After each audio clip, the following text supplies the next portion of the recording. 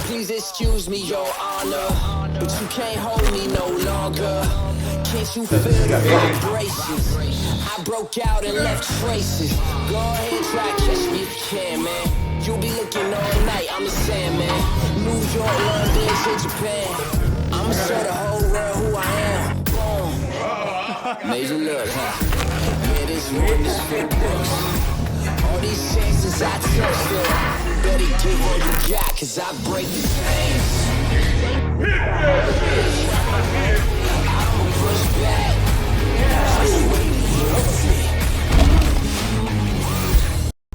What's going on, everybody? This is Coach Brady Butler, and I have flown all the way out to the land of the Iron Addicts to meet with the one and only Superman from Compton, Mr. C.T. Fletcher himself. How are we doing today, C.T.? Coach Butler, I am blessed. How are you? I am equally blessed. I'm sitting in here. This is the best place to be. So we're in a good spot here.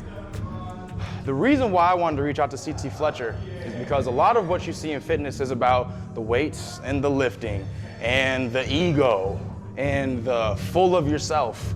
And what I've seen in C.T. Fletcher's history, correct me if I'm wrong here, but is this path towards greater and greater humility. And when I see something like that, I just see the Jesus screaming out of somebody.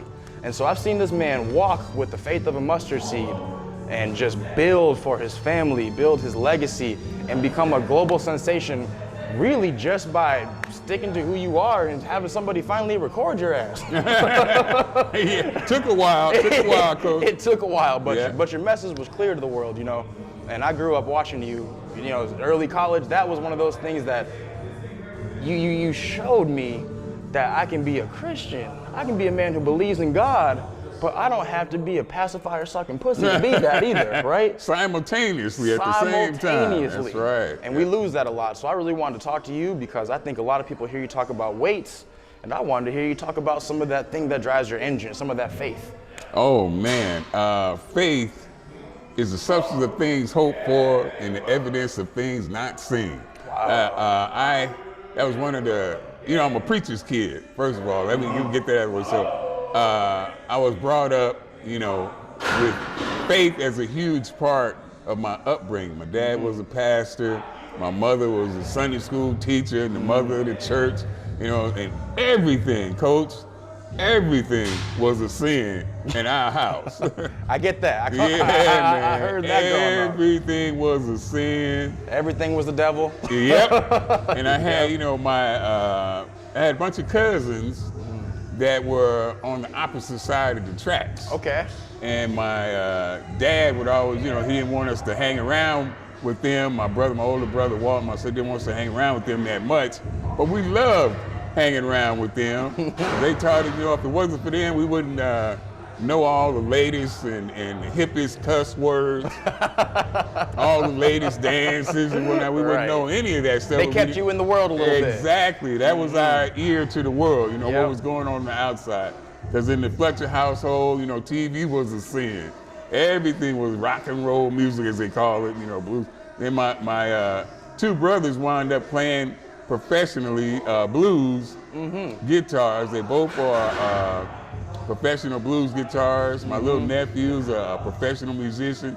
So they went from the church, playing in the church, and start, playing for pay. Now, do you got any music in your history? You got some skills we don't know about? I was part of the Fletcher trio. Okay, here we go. See, this is good stuff right here. Now, this is definitely nobody ever knew about this. It's just for you, Coach Butler. I appreciate that. It was my mom, my brother, and myself, and we were my dad's traveling choir, the Fletcher trio, and we sung. And I couldn't sing word for you know what, and still cannot. But they had you a baritone, didn't they? Yeah, I had a something. I had a tone that needed to be buried. I hadn't heard that. So, but we did that because I didn't have no choice. Pop said do it. You do as told quickly. There wasn't no second questions. Why? No. If I said why, my lips would be on the back of my head. So it was never any question of his authority. We just did it. So I grew up in church, grew singing in church, Sunday school teacher, and I get accused of it often. And at first I used to really hate it. But people say, man, you sound like you preaching. And I'm like, oh, that's the last thing I want to do, is be a preacher, because my dad was a preacher and I grew up around preachers. And I'm gonna tell you something, Coach Butler, some of the biggest sinners that I have ever seen was in church every Sunday. Now you're preaching. Every Sunday, church. Every Sunday, Coach, they was in church on the front row or in the pulpit. Some of the biggest sinners I've ever seen. So, I often say that I'm not religious, but I am most definitely a man of faith.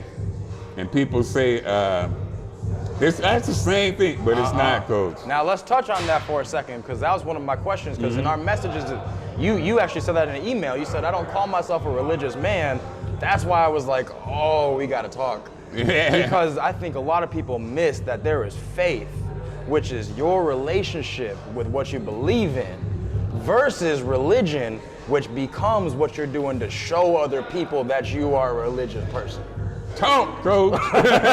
And so the big thing there, again, is why I'll say this: I don't idolize too many people, CT.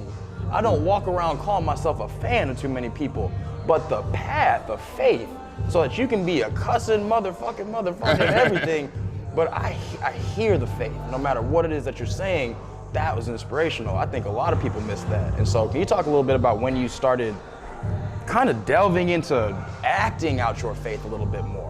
Absolutely, Coach. It started, when I was a little kid. My mom used to, she was the biggest defender of my dad.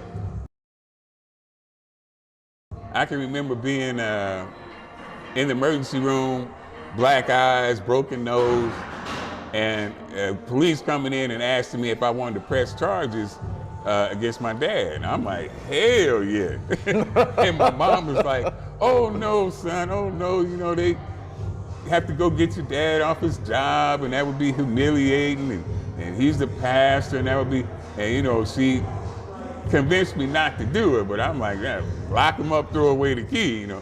But my faith started not in Sunday school, not in every Tuesday night Bible study, every Friday night youth night. I was in church 3 days a week, no matter what. But when we had what you call a revival, it was every night.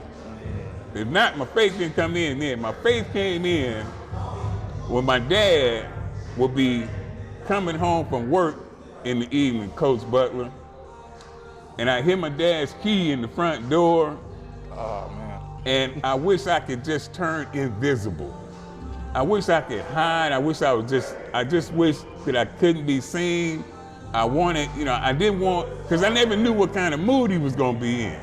I didn't know, anything could set him off. If I say the wrong thing. There's no structure to it. It's just gonna happen. Look the wrong way, make wrong facial expression, I'm subject to get my ass whooped.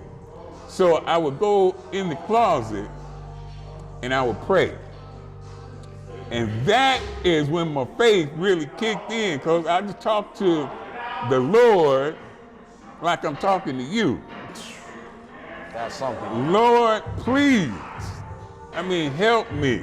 Then please, don't let him be in a bad mood today. Don't let him, them prayers, them one-on-one conversations with the Lord is when my faith really started kicking. I said, I don't need nobody up in a pulpit telling me how to communicate with God or how I should pray. I can get on these old rusty knees and talk to God for myself. Absolutely. I don't need you to interpret, intercede for me when I can pray for myself. I can get on my own knees and pray to God. So that's when, that helped me later on in life. It helped me a lot, knowing that I could communicate with him directly.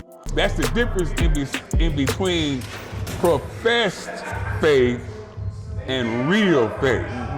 Professed faith, people can have a big old giant. They're going to church, like I said, every Sunday in the pulpit. In the on front, and profess faith. I mean, you see, they professing, Lord, they're professing it big time.